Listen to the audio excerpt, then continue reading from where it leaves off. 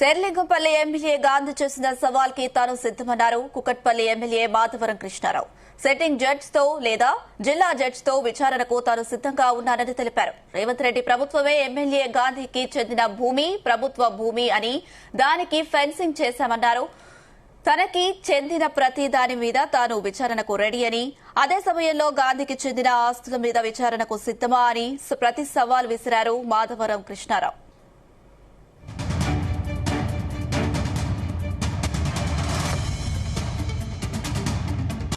ఎక్కడనన్నా 1000 కోట్ల రూపాయలు యశోద హాస్పిటల్ ఇంకా ముఖ్యమంత్రి చంద్రశేఖర్ గారు ఉన్నప్పుడు ఆ రోజు ఆ పక్కకు ఉన్నటువంటి ల్యాండ్లలో నిన్న మొన్న 3 రోజులు వేస్తే నిన్ననే కలెక్టర్ గారు నోటీస్ ఇచ్చడం జరిగింది. దాని మీద విచారణ జరిపిద్దాం, సిబిఐకి ఇద్దాం,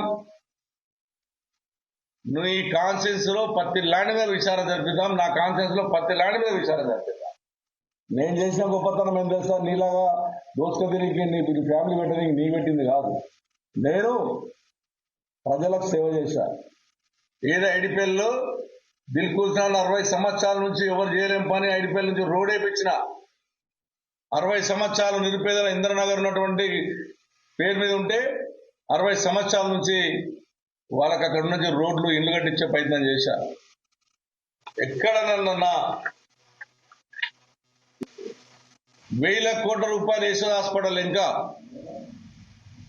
ముఖ్యమంత్రి చంద్రశేఖర్ గారు ఉన్నప్పుడు